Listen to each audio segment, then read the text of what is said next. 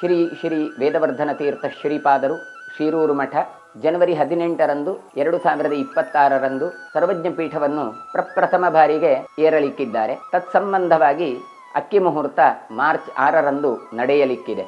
ಪಂಚಕೋಶಗಳಲ್ಲಿ ಪ್ರಧಾನವಾದದ್ದು ಅನ್ನಮಯ ಕೋಶ. ನಾವೆಲ್ಲ ಅನ್ನಗತ ಪ್ರಾಣ ಅಂತ ಆಹಾರಕ್ಕೋಸ್ಕರ ಹೋರಾಡ್ತಾ ಇದ್ದೇವೆ. ನಮ್ಮ ಅಸ್ತಿತ್ವವು ಕೂಡ ಆಹಾರದಿಂದಲೇ. ಅದರಲ್ಲಿಯೂ ಕೂಡ ಯಜ್ಞ ಯಗಾದಿಗಳಲ್ಲಿ ಅನ್ನಕ್ಕೆ ಬಹಳಷ್ಟು ಮಹತ್ವ.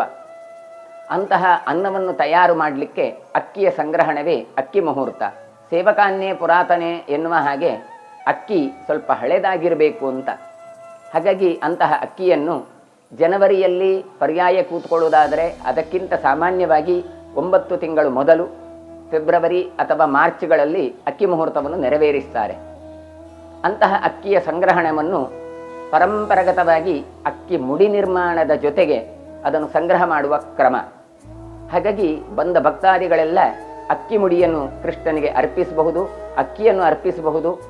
ಕೊನೆ ಪಕ್ಷ ಮಠಕ್ಕೆ ಬಂದಾಗ ಅಲ್ಲಿ ತಯಾರು ಮಾಡಿದಂತಹ ಅಕ್ಕಿಯನ್ನು ಒಂದು ಮುಷ್ಟಿ ಅಕ್ಕಿಯನ್ನಾದರೂ ನಾವು ಕೃಷ್ಣನಿಗೆ ಅರ್ಪಿಸಬೇಕು.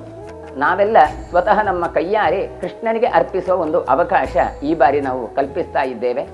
ಈಗಾಗಲೇ ಬಾಳೆ ತೋಟವನ್ನು ನಿರ್ಮಾಣ ಮಾಡಿದ್ದೇವೆ. ಬಾಳೆ ಮುಹೂರ್ತ ಸಂಪನ್ನಗೊಂಡಿದೆ. ಅಂತಹ ಬಾಳೆ ಎಲೆಯಲ್ಲಿ ಈ ಅಕ್ಕಿಯನ್ನು ಬೇಯಿಸಿ ಕೃಷ್ಣನಿಗೆ ಶ್ರೀಗಳವರು ಸಮರ್ಪಣೆಯನ್ನು ಮಾಡ್ತಾರೆ. ಆಚಾರ್ಯ ಮಧ್ವರ ಸನ್ನಿಧಾನ ಇರುವ ಪರ್ಯಾಯ ಶ್ರೀಪಾದರು ಸಮರ್ಪಣೆ ಮಾಡಿ ಅದನ್ನು ಭಕ್ತಾದಿಗಳಿಗೆ ಕೊಡುತ್ತಾರೆ.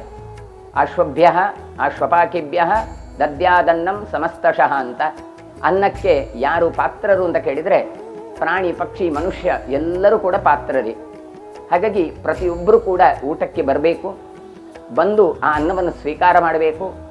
ಊಟವನ್ನು ಮಾಡಿದರೆ ಪ್ರಾಪ್ನೋತಿ ಯಜ್ಞ ಅಯುತ ಕೋಟಿ ಪುಣ್ಯಂ ಅಂತ ಶಾಸ್ತ್ರಕಾರರು ಹೇಳ್ತಾರೆ. ಭಗವಂತನಿಗೆ ಸಮರ್ಪಣೆ ಮಾಡಿ ತೀರ್ಥ ಹಾಕಿ ಪ್ರಸಾದವನ್ನು ದೇವರ ನಾಮ ಸ್ಮರಣೆ ಮಾಡಿಕೊಂಡು ಸ್ವೀಕಾರ ಮಾಡಿತು ಕೇಳಿದರೆ 10,000 ಕೋಟಿ ಯಾಗ ಮಾಡಿದಷ್ಟು ಪುಣ್ಯ ಉಂಟಂತೆ. ನಮ್ಮ ಹಿಂದೂ ಧರ್ಮದಲ್ಲಿ ಸ್ನಾನ ಮಾಡಿದರೆ ಪುಣ್ಯ, ಕುಂಭಮೇಳಗಳಲ್ಲಿ ಕಂಡಿದ್ದೀರಿ. ಅದೇ ರೀತಿಯಾಗಿ ಊಟ ಮಾಡಿದ್ರು ಪುಣ್ಯ ಎನ್ನುವೊಂದು ಚಿಂತನೆಯನ್ನು ನಮಗೆ ಕೊಟ್ಟಿದ್ದಾರೆ ಆಚಾರ್ಯ ಮಧ್ವರು, ಭಾವಿ ಸಮೀರ ವಾದಿರಾಜರು. ಇಂತಹ ಒಂದು ವಿಶಿಷ್ಟವಾದಂಥ ಮುಹೂರ್ತವನ್ನು ಕಲ್ಪಿಸಿದ್ದಾರೆ. ತದೇವ ಲಗ್ನಂ ಸುದಿನಂ ತದೇವ ಎನ್ನುವ ಹಾಗೆ ಭಗವಂತನ ಚಿಂತನೆ ಮಾಡುವ ಕಾಲ ಅದು ಸುಮುಹೂರ್ತ ಆಗಬೇಕು ಅಂತಾದರೆ ಭಕ್ತಾಭಿಮಾನಿಗಳಾದ ತಾವೆಲ್ಲರೂ ಕೂಡ ಬಂದು ಭಗವಂತನ ನಾಮಸ್ಮರಣೆ ಮಾಡಿಕೊಂಡು ಅನ್ನ ತಯಾರು ಮಾಡುವ ಅಕ್ಕಿಯನ್ನು ಮುಟ್ಟಬೇಕು.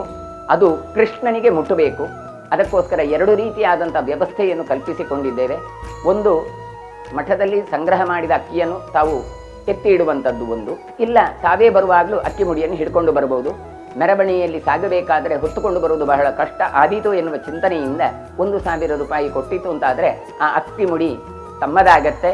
ಅದನ್ನು ಕೃಷ್ಣನಿಗೆ ಅರ್ಪಿಸುವ ಒಂದು ಸುವರ್ಣ ಅವಕಾಶ.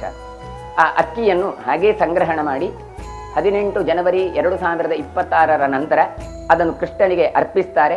ಆ ಪ್ರಸಾದವನ್ನು ಸ್ವೀಕರಿಸಲಿಕ್ಕೂ ಕೂಡ ಭಕ್ತಾಭಿಮಾನಿಗಳಾದ ತಾವೆಲ್ಲರೂ ಕೂಡ ಬರಬೇಕು.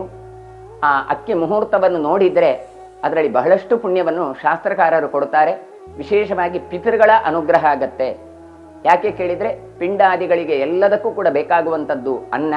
ಅಂತಹ ಅನ್ನ ಅದು ಭಗವಂತನಿಗೆ ಅರ್ಪಣೆ ಮಾಡಿ ಪ್ರಾಣದೇವರಿಗೆ ಅರ್ಪಣೆ ಮಾಡಿ ಅದನ್ನು ಸ್ವೀಕಾರ ಮಾಡಿತು ಅಂತ ಕೇಳಿದರೆ ನಾವು ಮಾತ್ರ ಅಲ್ಲ, ಪಿತೃ ದೇವತೆಗಳಿಗೂ ಕೂಡ ಅದು ಬಹಳ ಆನಂದದಾಯಕವಾದದ್ದು.